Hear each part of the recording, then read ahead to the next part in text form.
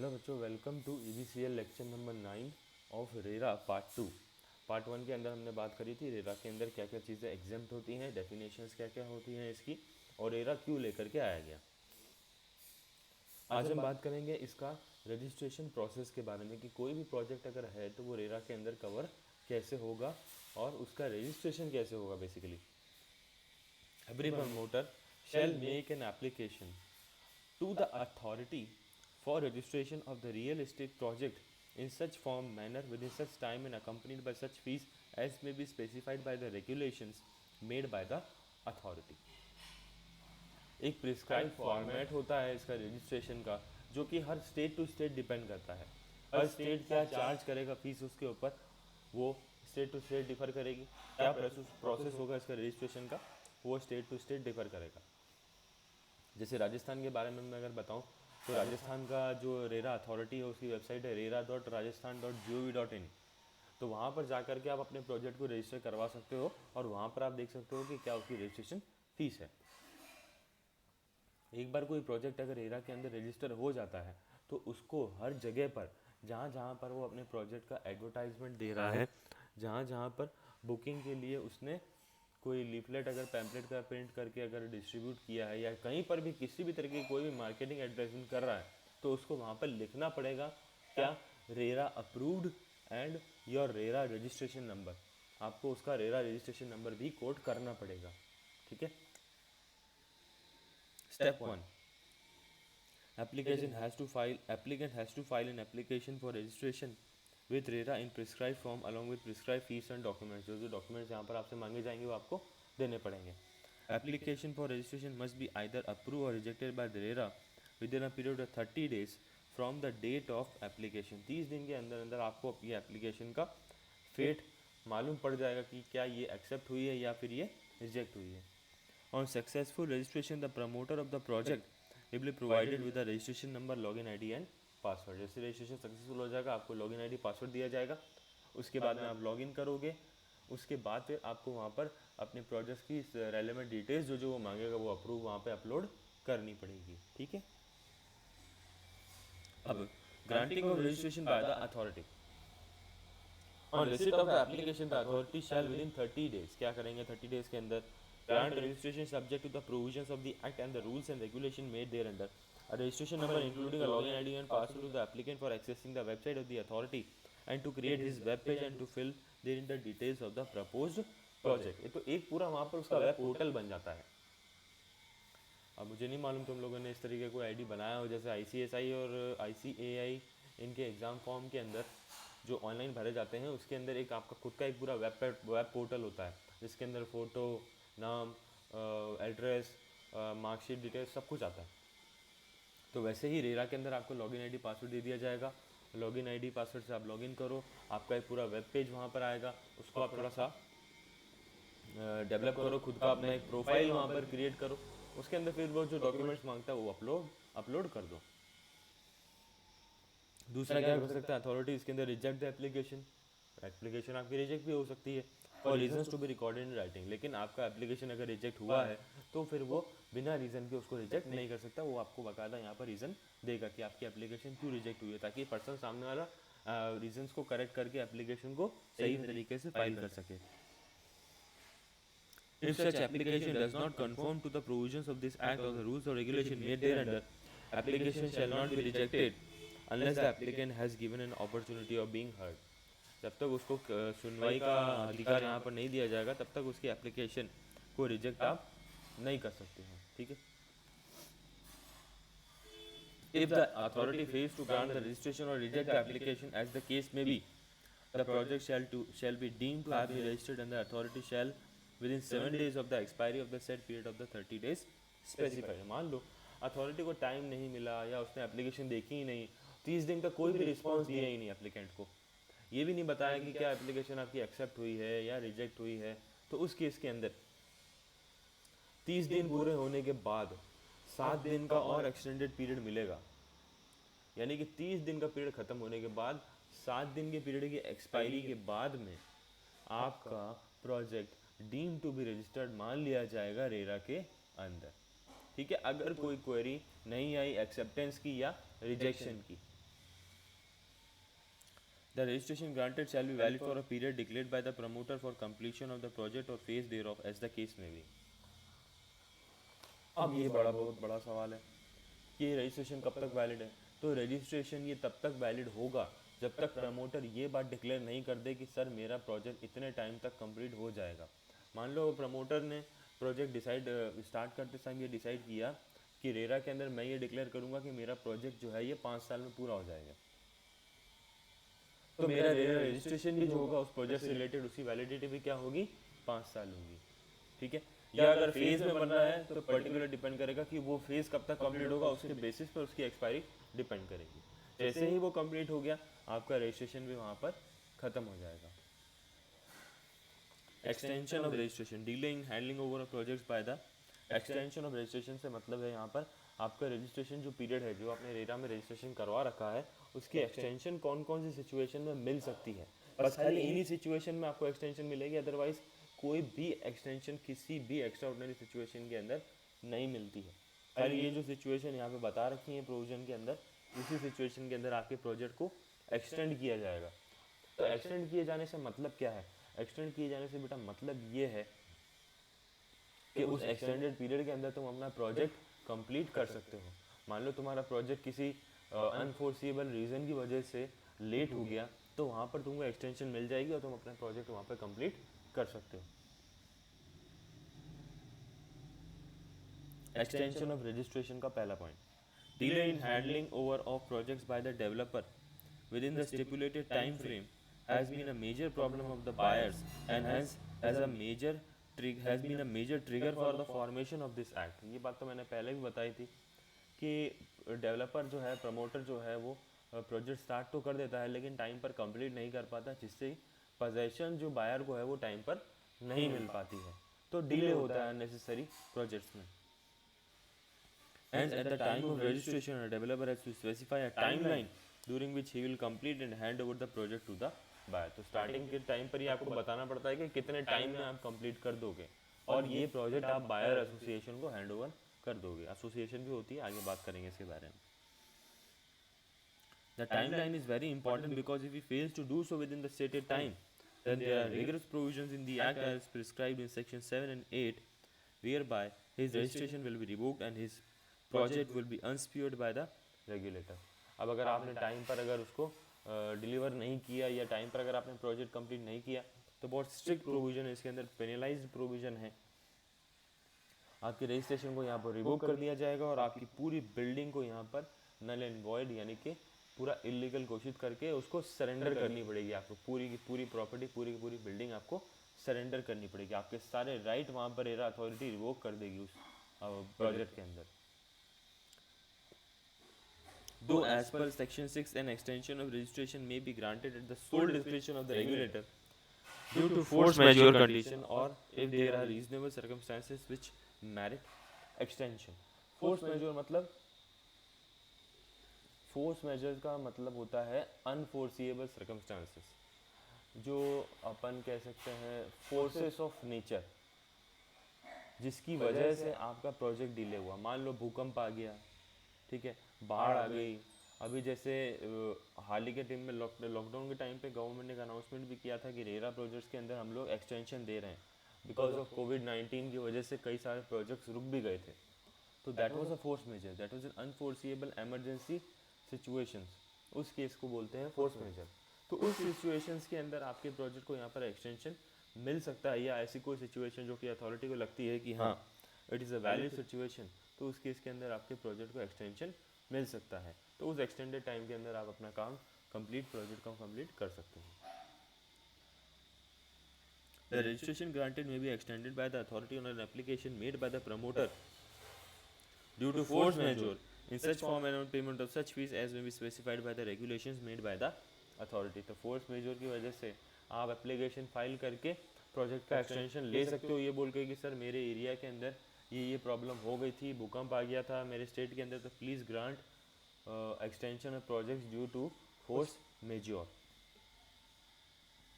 The application for extension shall not be rejected unless the applicant has been given an opportunity of being heard in that matter. मालूम है ये तो। Force majeure shall mean a case of war, flood, drought, fire, cyclone, earthquake or any other calamity caused by nature affecting the regular development of the real estate project. ठीक है, तो इसको बोलते हैं force majeure.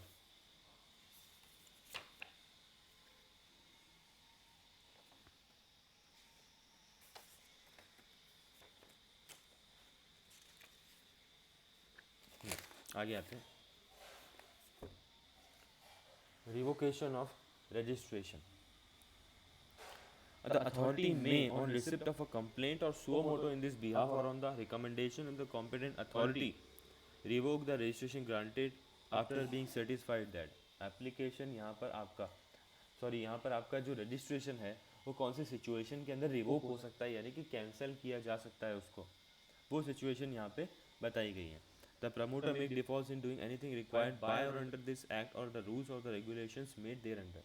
आपने कुछ ऐसा काम किया जो कि इन कॉन्ट्रावेंशन ऑफ दिस एक्ट है, आपने इस एक्ट का कॉन्ट्रावीन किया, तो यहाँ पर आपके रजिस्ट्रेशन को रिवोक करने का जो है अथॉरिटी रेरा अथॉरिटी के पास में आ जाती है. The promoter violets any of the terms and conditions the approval given by the competent authority. कोई अप्रूवल आपने ले रखा था कॉम्पिटेंट अथॉरिटी से. फॉर एग्जांपल एक प्रमोटर ने यूआईटी से अप्रूवल ले रखा था कि मैं ये प्रोजेक्ट डेवलप कर रहा हूँ और मेरे को 20 माले की एक बिल्डिंग बनानी है. उसने क्या किया, लेके 25 माले बना दिए. सो उस केस के अंदर क्या होगा, आपका जो रजिस्ट्रेशन है आपने उसका वायलेशन किया है टर्म्स एंड कंडीशन का, जिसके बेसिस पर आपको रजिस्ट्रेशन दिया गया था. ठीक है, क्योंकि आपको 20 माले का परमिट यहाँ पर मिला हुआ है, 25 बना रहे हो, तो this is a violation of the provisions of this act. तो क्या होगा, यहाँ पर आपका रजिस्ट्रेशन रिवोक किया जा सकता है. The promoter is involved in any kind of unfair practice or irregularities. अब unfair practice क्या कर रहा है भैया, वो unfair practice के नाम पर वो ये कर रहा है कि उसने बायर से पैसा तो ले लिया बुकिंग के नाम पर, और उस पैसे को उसने पर्सनली कहीं पे यूज़ कर लिया, जो कि अलाउड नहीं है. जबकि इसके अंदर हमने क्या पढ़ा था कि अगर आप बायर से बुकिंग का अमाउंट ले रहे हो तो उसको आपको एक सेपरेट अकाउंट के अंदर रखना पड़ेगा, और उस पैसे को खाली आप प्रोजेक्ट डेवलपमेंट के लिए, उसके कंस्ट्रक्शन के लिए ही यूज़ कर सकते हो, और कोई भी यूज़ उसका नहीं हो सकता. So it is an unfair trade practice. ऐसा वो नहीं कर सकता. फिर भी अगर ऐसा वो करता है तो then he will be eligible for revocation of the application. The authority The registration granted to the promoter shall not be revoked unless the authority has given to the promoter not less than 30 days notice in writing stating the grounds on which it is proposed to revoke the registration and has considered any cause shown by the promoter within the period of that notice against the proposed revocation. तो यहाँ पर आपको 30 दिन का एक time दिया जाएगा, उसके बाद में आपकी एप्लीकेशन को या आपके रजिस्ट्रेशन को रिवोक किया जाएगा, उससे पहले नहीं. Reasonable opportunity of being heard दी जाएगी, और उसी के बाद में जो भी होगा वो एक्शन लिया जाएगा. The authority upon the revocation of the registration. अब रिवोकेशन हो गया, उसके बाद में आपके प्रोजेक्ट की अथॉरिटी किसके पास में जाएगी, depart the promoter from accessing it website. अब आपकी वेबसाइट भूल जाओ, कोई लॉगिन आईडी वेबसाइट नहीं है आपकी वेबसाइट, अब आप एक्सेस नहीं कर सकते हो. In relation to that project and specifies name in the list of defaulters. अब आपका नाम भी डिफॉल्टर लिस्ट में आ गया. आपकी फोटोग्राफ भी वेबसाइट पे लगाई जाएगी, and also inform other real estate regulatory authority in other states and union territories about such revocation or registration. तो फुल फ्लेज लेवल पर, पूरे इंडिया लेवल पर आपकी बदनामी होगी. लिस्ट ऑफ डिफॉल्टर्स में नाम दिया जाएगा, वेबसाइट पे आपका रेरा की जो वेबसाइट होगी उस पर आपका फ़ोटो डाल दिया जाएगा, और जितने भी दूसरे स्टेट्स के अंदर जो रेरा अथॉरिटीज़ हैं उनको बता दिया जाएगा, इन्फॉर्म कर दिया जाएगा आपके बारे में कि ये पर्सन है जिसको यहाँ पर डिबार किया गया है, जिसके रजिस्ट्रेशन को रिवोक कर दिया गया है. ठीक है. Facilitate the remaining development works to be carried out in accordance with the provisions of section 8. जो भी डेवलपमेंट वर्क है वो यहाँ पर अथॉरिटी कंप्लीट करवाएगी.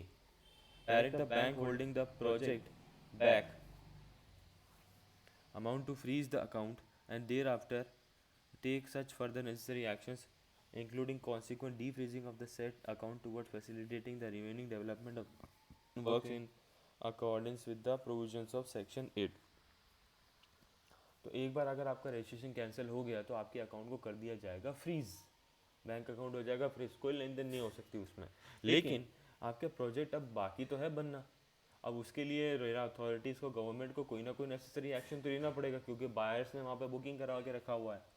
अब अगर वो कंप्लीट नहीं हुआ तो अल्टीमेटली बायर को तो नुकसान ही है, भले चाहे प्रमोटर को सजा मिल गई, बायर को क्या फ़ायदा इसमें। तो गवर्नमेंट क्या करती है उस केस के अंदर, वो प्रोजेक्ट डेवलप करवाने के लिए किसी और को वो प्रोजेक्ट हैंड ओवर कर देती है। तो हैंड ओवर जब किसी दूसरे पर्सन को कर दिया जाएगा तो वो जो उसका बैंक अकाउंट है, जो जिसके अंदर वो बुकिंग का सारा पैसा पड़ा हुआ था, उसको वापस से डी फ्रीज करके उसी पर्सन को हैंड ओवर कर दिया जाएगा, जिसको यहाँ पर राइट दिया है गवर्नमेंट ने कि आप इस प्रोजेक्ट को डेवलप करवाओ और फटाफट से इसको लोगों को इसका पोजेशन दो। To protect the interest of the allottees or in the public interest, issue such direction as it may deem necessary. Obligation of authority consequent upon lapse of or an revocation of registration. अगर registration revoke हो गया तो the upon lapse of the registration or on revocation of the registration under the act, the authority may consult the appropriate government to take such action as it may deem fit, including the carrying out of the remaining development works by competent authority or by association of allottees or in any other manner as may be determined by the authority. तो यहाँ पर authority किसके पास में जाएगी, government के पास में। Sir ये ऐसा ऐसा हुआ है, अब इसके बताओ इस प्रोजेक्ट जो बचा हुआ है, क्योंकि यहाँ पर हमने तो उसका क्या किया, रजिस्ट्रेशन रिवोक कर दिया, अब आप बताओ हम क्या करें, अब ये प्रोजेक्ट किसको हैंड ओवर करना है। तो ये अप्रोप्रिएट गवर्नमेंट को कौन बोल रहा है, ये अप्रोप्रिएट गवर्नमेंट को बोल रही है रेरा अथॉरिटी। जो भी डायरेक्शन होंगे until the expiry of the appeal under the provision of the act, the direction decision और order of the authority shall not take effect until the expiry of the period of appeal provided under the provisions of the act। जो भी आपका यहाँ पे extension period यानी कि आपको appeal के जो भी राइट्स दे रखे हैं उसके बाद में ये सारी बातें डिसाइड होगी। अब यहाँ पर प्रमोटर ने अपने अपील का और अपॉर्चुनिटी ऑफ बीइंग हर्ड के राइट को एक्सरसाइज किया ही नहीं, तो फिर आप इसके ऊपर फाइनल डिसीजन नहीं ले सकते। ऑब्वियस ही बात है ना, कैसे लोगे, बेचारे को बोलने का मौका तो दो। In case of revocation of registration of a project under the Act, the Association of Allottees shall have the first right of refusal for carrying out the remaining development works। देखो, जितने भी लोग जो बुकिंग करवाते हैं उनकी एक association होती है, अलॉटीज एसोसिएशन या बायर एसोसिएशन हम जनरली बोलते हैं, लेकिन यहाँ पर हम उसको बोलते हैं एसोसिएशन ऑफ अलॉटीज। अब यहाँ पर गवर्नमेंट ने ये बात डिसाइड करी कि यार प्रमोटर का लाइसेंस तो रिवोक हो गया है, रजिस्ट्रेशन उसका रिवोक हो गया है, अब ये रिमेनिंग डेवलपमेंट वर्क जो है वो हम किसी और व्यक्ति से करवाते हैं। लेकिन यहाँ पर बीच में बोल दिया एसोसिएशन ऑफ अलॉटी ने that we refuse to, association of allottees ने ये बात को रिफ्यूज़ कर दिया कि हम नहीं चाहते कि रिमेनिंग डेवलपमेंट वर्क ये कोई पर्टिकुलर गवर्नमेंट के बताया हुआ कोई पर्सन या कोई भी अथॉरिटी इसको कैरी आउट करे, हम खुद देखेंगे जो करना है जो हम कर लेंगे। हम नहीं चाहते कि इसके अंदर गवर्नमेंट का कोई भी पर्सन आकर के इसको प्रोजेक्ट को कंप्लीट करवाए, रिमेनिंग डेवलपमेंट वर्क जो है वो इसके अंदर कोई दूसरा पर्सन आकर के करे, वी डोंट वांट। तो फिर वहाँ पर एसोसिएशन ऑफ अलॉटी को सबसे पहले राइट दिया जाता है कि आप डिसाइड करो कि ये पर्सन है, आर यू अग्रीड। अगर वो बोलते हैं हाँ, तो फिर वहाँ पर कंस्ट्रक्शन स्टार्ट हो सकता है as per the consent given by the association of allottees. ठीक है। Registration of real estate agents. Real estate broking is one of the easiest business in India as there are no specific qualification or experience requirements, and also there is no code of practice which sets accountability, transparency and professional benchmarks। कोई भी कर सकता है, हर आदमी बोलता है मैं property का काम करता हूँ। अब हम समझते हैं, लोग समझते हैं कि यार प्रोजेक्ट बनाता है, नहीं, डेवलपर नहीं है, ब्रोकर है, एजेंट है। तो रेरा आने से पहले क्या है कि सब अपने हिसाब से काम करते थे, कोई अथॉरिटी नहीं थी, बिल्कुल अनरेगुलेटेड था। लेकिन इसके बाद में क्या हुआ, प्रोफेशनलिज्म आ गया, एक स्टैंडर्डाइजेशन आ गया। आप ऐसे ही आर्बिट्रेरली कोई भी प्रोजेक्ट यहाँ पे अब सेल नहीं कर सकते, ठीक है, क्योंकि रेरा अप्रूव्ड यहाँ पर होना ज़रूरी है। जब तक रेरा अप्रूव नहीं होगा तब तक बायर भी इंटरेस्ट नहीं दिखाएगा, बिकॉज बायर भी अब यहाँ पर अवेयर हो चुका है। तो इस वजह से क्या होता था, थाउजेंड्स ऑफ नॉन प्रोफेशनल जो है वो काम करते थे और गलत सलत प्रोजेक्ट्स के अंदर बायर्स का पैसा यहाँ पर फंसा देते थे। तो उससे होता ये था कि बायर का पैसा यहाँ पे फंस जाता था और अल्टीमेटली कंज्यूमर इंटरेस्ट जो है वो बहुत यहाँ पर हैम्पर होता था। So hence to bring transparency, agent are also covered under the ambit of RERA. इसीलिए क्या किया, रेरा के अंदर एजेंट्स को भी ला करके कवर कर दिया। अब बिना रेरा रजिस्ट्रेशन कराए हुए एजेंट भी कोई भी प्रोजेक्ट यहाँ पर सेल नहीं कर सकता, कोई भी फ्लैट वो सेल करने के लिए ऑफर नहीं कर सकता। तो सेल परचेज को फैसिलिटेट करने के लिए उसको भी रेरा के अंदर रजिस्ट्रेशन लेना ज़रूरी है। तो सिमिलरली यहाँ पर भी वही प्रोसेस है। एक प्रोसेस इसमें थोड़ा सा अलग है, वो मैं आ जाता हूँ उसके ऊपर सीधा। देखो 6th point, the authority shall within such period in such manner and upon satisfying itself of the fulfilment of such condition as may be prescribe grant a single registration to the real estate agent for the entire state और union territory as the case में भी। पूरे state के लिए एक registration मिलेगा, ये तो कोई बड़ी बात नहीं है, वो तो उस समय मिलता था, मतलब प्रमोटर को भी मिलता था, पूरे स्टेट के लिए मिलता है। Reject the application for reasons to be recorded in writing which do not conform to the, if such application do not conform to the provisions of this act. Reject भी हो सकती है application, opportunity of being heard दिया जाएगा।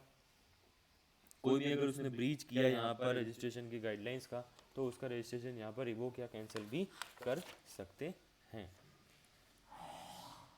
फिर बात आती है functions of real estate agent की। रियल एस्टेट एजेंट क्या क्या करता है? बुकिंग करता है, असाइनमेंट करता है, shall not continue the real estate assignment without registration, कोई भी काम वो बिना रजिस्ट्रेशन के नहीं कर सकता। उसको रिकॉर्ड डॉक्यूमेंट सब मेंटेन करने पड़ेंगे, किस किस प्रमोटर का उसने जो प्लॉट है, अपार्टमेंट है, वो सेल करवाया, किसको सेल किया, सारे रिकॉर्ड्स उसको यहाँ पर मेंटेन रखने पड़ेंगे। उसके बाद में आता है, इसको फिर पढ़ लेना, कोई ऐसा कोई डिफिकल्ट नहीं है। अनफेयर ट्रेड प्रैक्टिस क्या होती है वो बता रखा है, हमने बहुत बार पढ़ा है इसके बारे में। Functions and duties of promoters. Functions and duties of promoters के अंदर बेसिकली 9, 11 पॉइंट्स आ रहे हैं, ठीक है।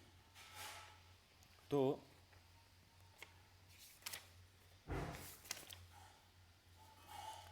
मैं चाहता हूँ कि इसको एक बार आज तुम लोग रीड करो, उसके बाद से कल मैं इस चैप्टर को ओवर कर दूंगा, फिर हम लोग नया टॉपिक स्टार्ट करेंगे, transfer of property act 1882। Okay, so इसको एक बार अच्छे से पढ़ लेना। आई थिंक अभी भी कुछ जनों ने लेक्चर्स पुराने नहीं देखे हुए हैं, सो प्लीज़ उसको कंप्लीट करो ताकि मैं आगे स्मूथली बढ़ सकूँ, ठीक है। सो बाय बाय, टेक केयर।